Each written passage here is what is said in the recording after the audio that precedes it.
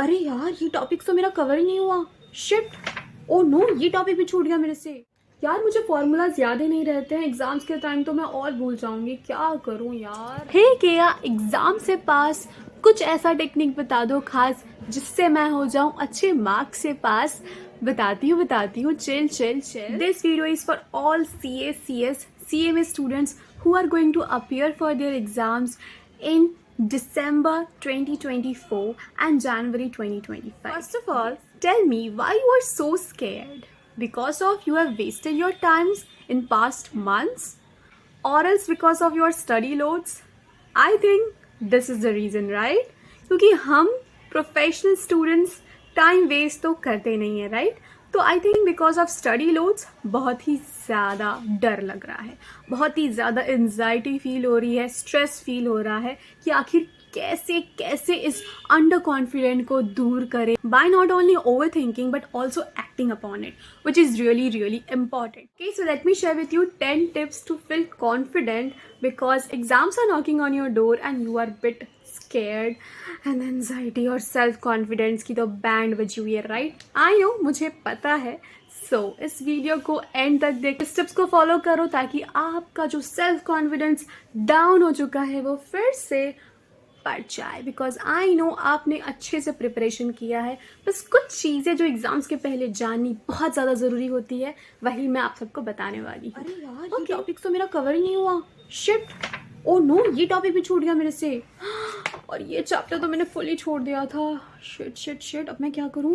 इस चैप्टर का मैं यूट्यूब वीडियोस से देख लेती हूँ, फटाफट 2x स्पीड में देख लेती हूँ, जिससे मुझे आइडिया हो जाएगा कि चैप्टर्स में क्या है और अगर इससे क्वेश्चन आ गया तो मैं इसको सॉल्व कर पाऊंगी। मे बी अच्छे से नहीं बट कुछ आइडियाज़ तो मिल ही जाएंगे। क्या आपके दिमाग में भी यही सब क्वेश्चंस आ रहे हैं? I think you are at the wrong path. Yes, अभी रुक जाओ because you are choosing the wrong way. या don't touch those topics which you have never ever touched it before. Go and revise those topics जो आपने पहले भी अच्छे से पढ़ा हो और उसको बार बार रिविजन करने से आपका वो रिविजन और भी अच्छे तरीके से हो जाएगा and you will score good marks in those papers. हाँ जी। 2, रिवाइज इंपॉर्टेंट टॉपिक्स। कुछ ऐसे टॉपिक्स होते हैं जो बहुत ही ज़्यादा इंपॉर्टेंट होते हैं, तो उसको बार बार रिविजन करने से एक अच्छा फ्लो बन जाता है। बार बार रिविजन की वजह से अच्छे मार्क्स आने के चांसेस भी बढ़ जाते हैं उस पर्टिकुलर सब्जेक्ट में। 3rd, practice past papers. हाँ जी, पास्ट पेपर सॉल्व करने से आपको बहुत सारे आइडियाज़ मिल जाते हैं कि क्वेश्चंस कैसे आ सकते हैं। आई नो, खासकर CS, CMA में पास्ट पेपर्स वाले क्वेश्चंस रिपीट नहीं होते हैं। अगर आप क्लास 10 के स्टूडेंट के हिसाब से सोचोगे कि पास्ट पेपर्स में सॉल्व करके जाऊंगा या फिर जाऊंगी तो एज इट इज क्वेश्चंस मिल जाएंगे, ऐसा कभी नहीं होता। But you can relate those question as it is तो नहीं होगा, बट कुछ ऐसे टॉपिक्स आपको सेम दिखेंगे जिससे आपको आइडियाज हो जाएगा। तो स्कैनर्स एंड पास्ट पेपर्स हमेशा सॉल्व करो in this last month. 4th, make a proper exam schedules जिसको आप मेंटेन करो, ये कोशिश करना। क्योंकि आप शेड्यूल्स तो बना ले लेकिन मेंटेन किसी से नहीं हो पाते हैं, तो ऐसी गलती मत करना। उस शेड्यूल को बनाकर अच्छे से मेंटेन करना, कोशिश करना हर दिन मिनिमम 5 सब्जेक्ट को आप टाइम दे सको, रिवाइज कर सको। अगर आप सिंगल ग्रुप दे रहे हो तो कोशिश करो हर दिन हर सब्जेक्ट को इक्वल टाइम दे सको, इससे आपके चांसेस बढ़ जाते हैं अच्छे मार्क्स लाने के। या ब्रेक, हाँ जी, ब्रेक इज मस्ट। अगर आप कंटिन्यूअस पढ़ रहे हो then my dear you are something losing. Yes, जैसे कि मैंने कहा कि आपको टोटल 5 सिटिंग्स देने चाहिए ताकि आप अपने 5 सब्जेक्ट्स को रिवाइज दे सको। अब आप अपने हिसाब से जैसा करना चाहते हो आप कर ही सकते हो, मे बी आप अपना 4 सिटिंग दो, जो भी आपका मन, बट उस बीच में ब्रेक्स हमेशा लेना। 6th यही है कि take care of yourself. अपना ध्यान रखोगे तो पढ़ाई सही से होगा और अच्छे से पढ़ाई होगा तो एग्जाम्स भी अच्छे जाएंगे। हाँ जी, तो अपना ध्यान रखो ताकि आपको पढ़ाई में कोई भी डिस्टर्बेंस ना हो, चाहे वो फिजिकली हो या मेंटली हो। अपने आप का ध्यान रखना इज़ रियली इम्पॉर्टेंट, खासकर अभी अगर आप बीमार पड़ जाओगे ना तो बहुत ज़्यादा टफ हो जाता है, क्योंकि आप पढ़ना तो चाहते हो लेकिन आपका हेल्थ आपको पढ़ने नहीं देता है। तो प्लीज़ अपना ध्यान रखो। 7th, have a proper sleeping schedule and yes, don't stress too much. ज़्यादा स्ट्रेस मत लो, clear your mind and have fun.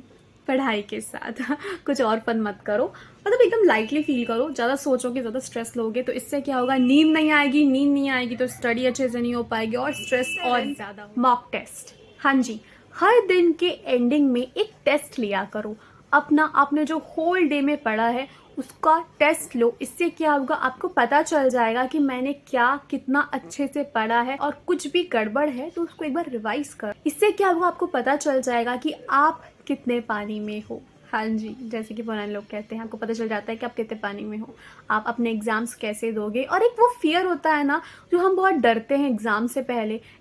हम इसीलिए नहीं डरते कि हम प्रिपेयर नहीं होते हैं, हम इसीलिए डरते हैं कि हमें डर लगता है कि कहीं हम भूल गए तो टेस्ट देने से आपको ये जो डर होता है वो ख़त्म हो जाता है कि आप भूलोगे नहीं, आपने जो भी प्रिपरेशन किया है अच्छे से किया है, and go for it. Okay यार, मुझे फॉर्मूलाज याद ही नहीं रहते हैं एग्जाम्स के टाइम, तो मैं और भूल जाऊंगी, क्या करूं यार। रिवाइज दोज फॉर्मूलाज, हाँ जी।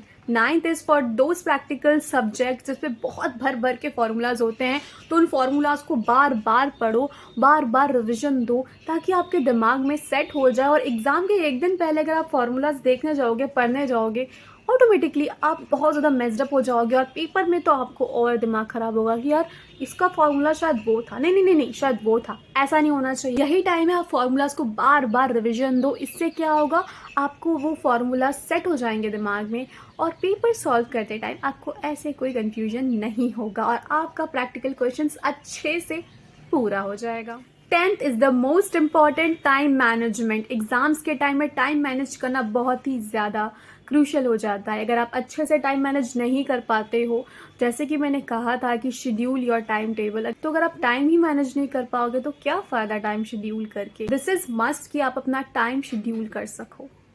ज़्यादा सोचो मत, ज़्यादा ओवर थिंकिंग मत करो। उस टाइम में बेटर है आप कुछ कर लो, या फिर कुछ पढ़ लो, या फिर अपने फॉर्मूलाज रिवाइज कर लो। So best of luck for your revision days. अच्छे से पढ़ो और अच्छे से क्लियर करना। वीडियो अगर पसंद आया हो then don't forget to hit the like button and subscribe my channel. और हाँ, कमेंट करना मत भूलना। ओके, रिविजन अच्छे से करना, एंड मिलते हैं नेक्स्ट वीडियो के साथ।